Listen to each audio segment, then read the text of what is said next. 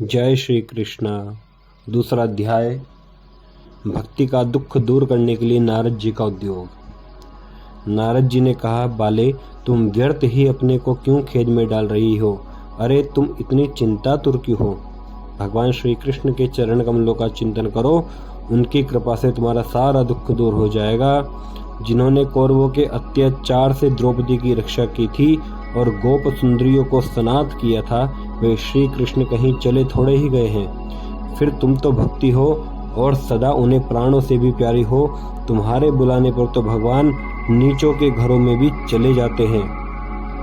सत्य, त्रेता और द्वापर, इन तीनों युगों में ज्ञान और वैराग्य मुक्ति के साधन थे, किंतु कलयुग में तो केवल भक्ति ही ब्रह्म सायुज्य मोक्ष की प्राप्ति कराने वाली है।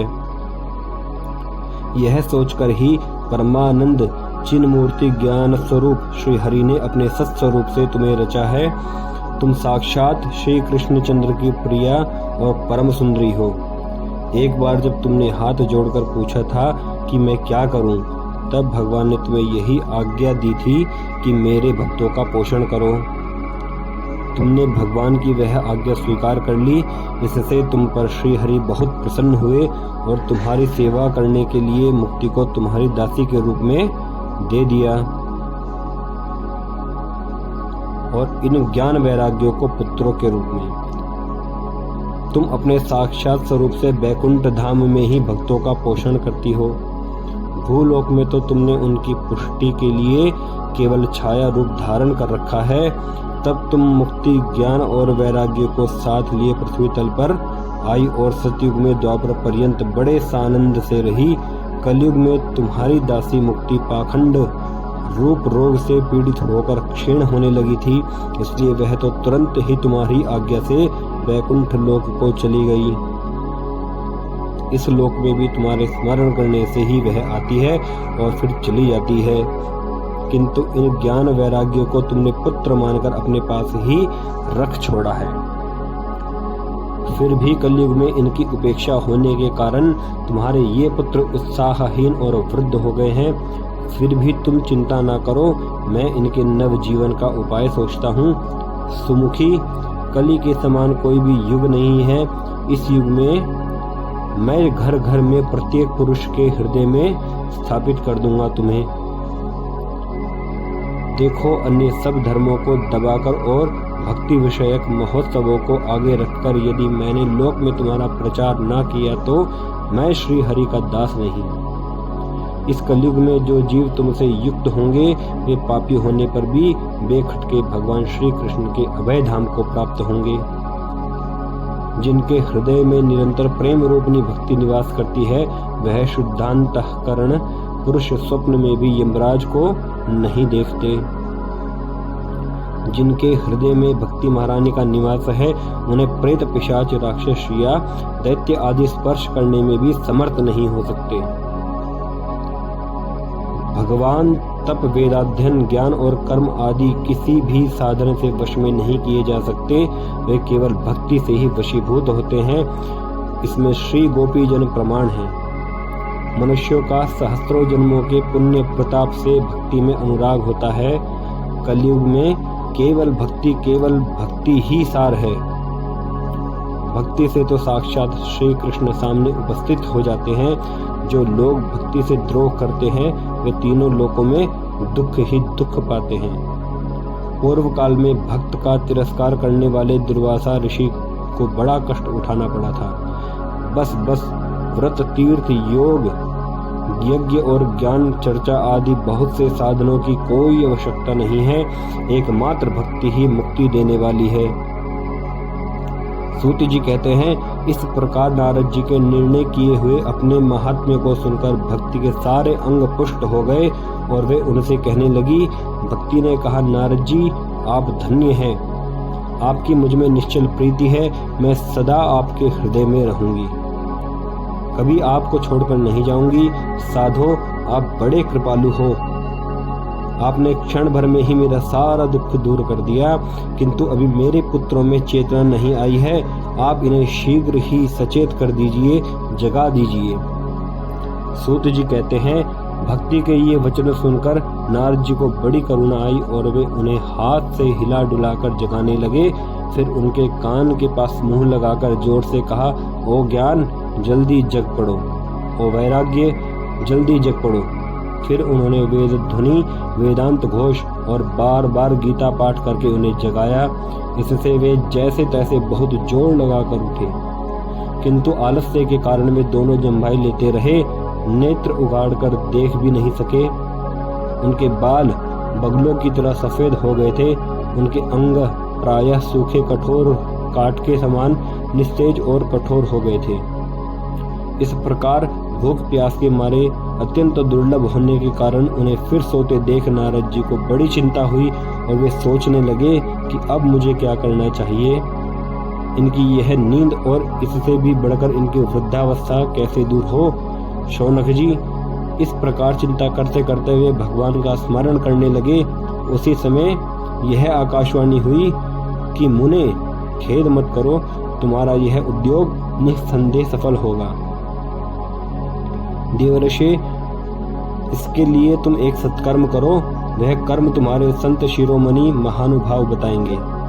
उस सत्कर्म का अनुष्ठान करते ही क्षण भर में उनकी नींद और वृद्धावस्था चली जाएगी तथा सर्वत्र भक्ति का प्रसार होगा। यह आकाशवाणी वहां सभी को साफ साफ सुनाई दी।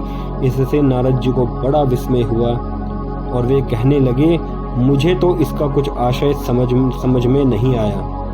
नारद जी बोले, इस आकाशवाणी ने भी गुप्त रूप में ही बात कही है।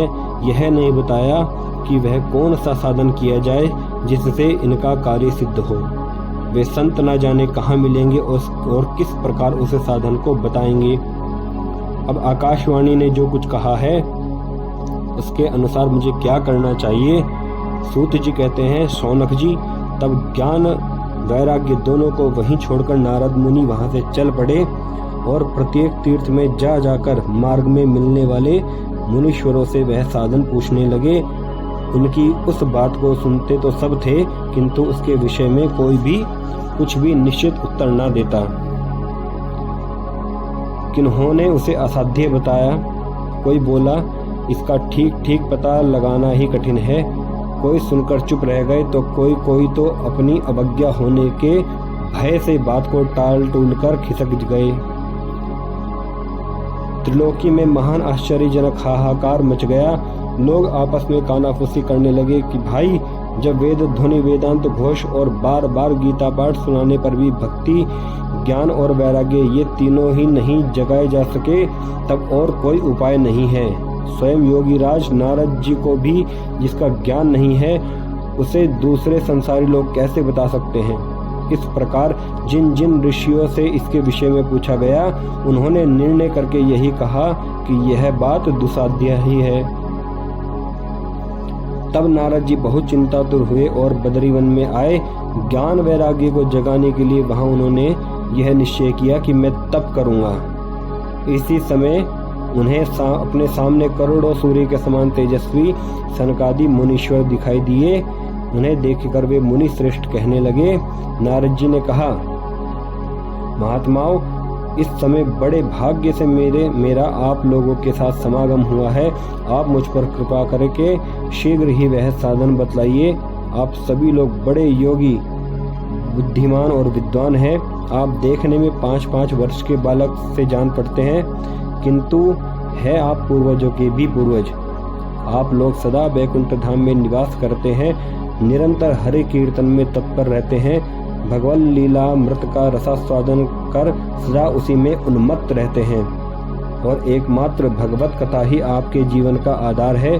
हरिश शरणम, भगवान ही हमारे रक्षक है। यह वाक्य, यह मंत्र सर्वदा आपके मुख में रहता है। इसी से काल प्रेरित वृद्धावस्था भी आपको बाधा नहीं पहुंचाती। पूर्व काल में आपके भ्रू भंग मात्र से भगवान विष्णु के द्वारपाल जय और विजय तुरंत पृथ्वी पर गिर गए थे और फिर आपकी ही कृपा से वे पुनः बैकुंठ लोक पहुंच गए। धन्य है, इस समय आपका दर्शन बड़े सौभाग्य से ही हुआ है। मैं बहुत दीन हूँ और आप लोग स्वभाव से ही दयालु हैं, इसलिए मुझ पर आपको अवश्य कृपा करनी चाहिए। बताइए कि आकाशवाणी ने जिसके विषय में कहा है वह कौन सा साधन है और मुझे किस प्रकार उसका अनुष्ठान करना चाहिए, आप इसका विस्तार से वर्णन कीजिए। भक्ति, ज्ञान और वैराग्य को किस प्रकार सुख मिल सकता है और किस तरह इनकी प्रेम पूर्वक सब वर्णों में प्रतिष्ठा की जा सकती है।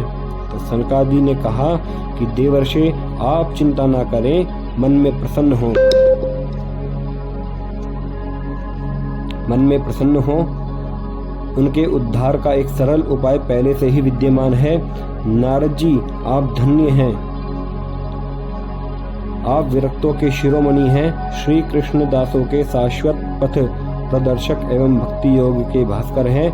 आप भक्ति के लिए जो उद्योग कर रहे हैं, यह आपके लिए कोई आश्चर्य की बात नहीं समझनी चाहिए। भगवान के भक्त के लिए तो भक्ति की सम्यक स्थापना करना सदा उचित ही है। ऋषियों ने संसार में अनेकों मार्ग प्रकट किए हैं, किंतु वे भी सभी कष्ट साध्य हैं और परिणाम में प्रायः स्वर्ग की ही प्राप्ति कराने वाले हैं। अभी तक भगवान की प्राप्ति कराने वाला मार्ग तो गुप्त ही रहा है। उसका उपदेश करने वाला पुरुष प्रायः भाग्य से ही मिलता है। आपको आकाशवाणी ने जिस सत्कर्म का संकेत किया है उसे हम बतलाते हैं। आप प्रसन्न और समाहित चित्त होकर सुनिए।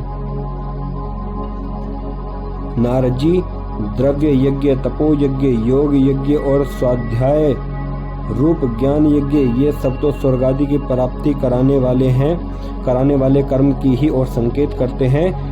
पंडितों ने ज्ञान यज्ञ को ही सत्कर्म, मुक्तिदायक कर्म का सूचक माना है। वह श्रीमद् भागवत का पारायण है जिसका गान शुकादि महानुभावों ने किया है। उसके शब्द सुनने से ही भक्ति, ज्ञान और वैराग्य को बड़ा बल मिलेगा। इससे ज्ञान वैराग्य का कष्ट मिट जाएगा और भक्ति को आनंद मिलेगा।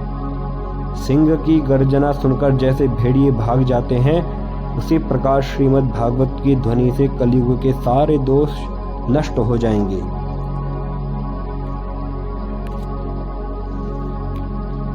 तब प्रेम रस प्रवाहित करने वाली भक्ति, ज्ञान और वैराग्य को साथ लेकर प्रत्येक घर और व्यक्ति के हृदय में क्रीड़ा करेंगी।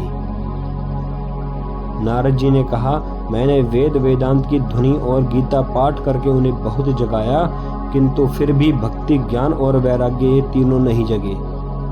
ऐसी स्थिति में श्रीमद् भागवत सुनाने से वह कैसे जगेंगे, क्योंकि उस कथा के प्रत्येक श्लोक और प्रत्येक पद में भी वेदों का ही तो सारांश है।